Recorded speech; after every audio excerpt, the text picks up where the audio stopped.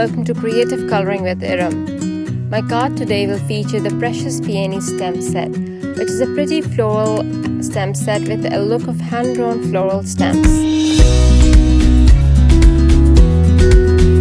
I have prepped my watercolor cardstock with anti-static powder, and I'll be using the Obsidian Pigment Ink to stamp one of the images from the stamp set, and then I'll use the crystal clear heat embossing powder to emboss it, just to make the watercoloring process easier for me later on. For the flowers, I'll be using the purple wine and ruby red watercolor brush markers together. By now you must have already know that the watercolor brush markers mix well together to form gorgeous shades.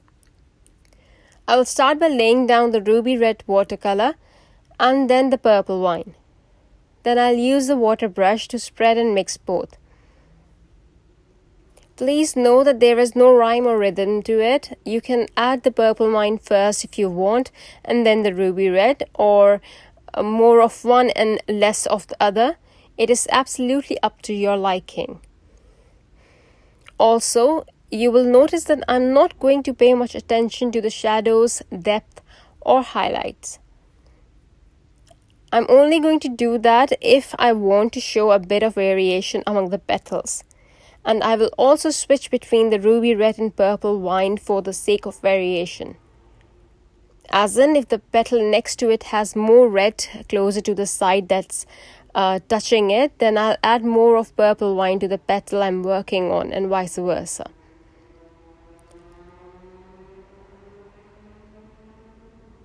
For the leaves, I chose to go with Persian blue and Lagoon watercolor brush markers. I added a stroke of Persian blue watercolor brush marker and then Lagoon watercolor brush marker. And with the help of a water brush, I mixed these two colors and spread them around. After I was done, I didn't quite like the color, so I added a little bit of emerald watercolor brush marker to it too.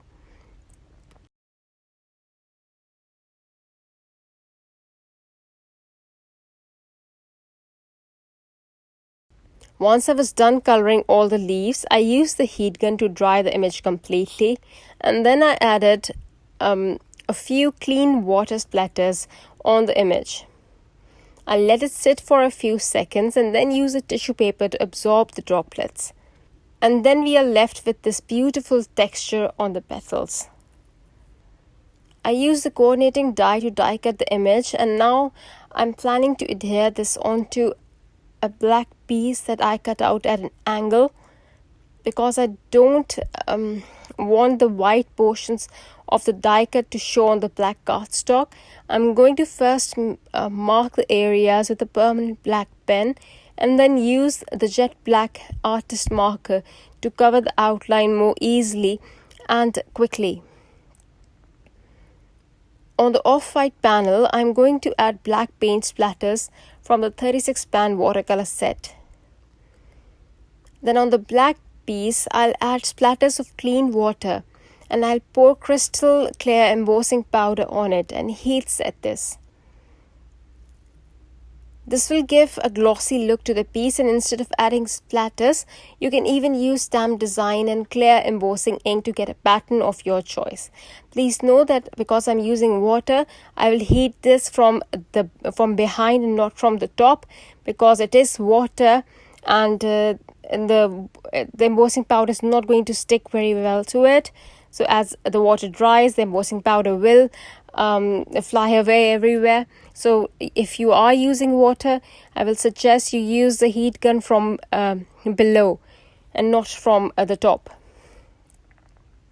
Once all my things are ready, I'll adhere everything together and pop the sentiment on my card. And that's it, the card is ready. I hope you liked my card. I am sharing two similar looking cards over at the Altenew blog. Link to the corresponding blog post is in the description. Thank you everyone for watching. Bye.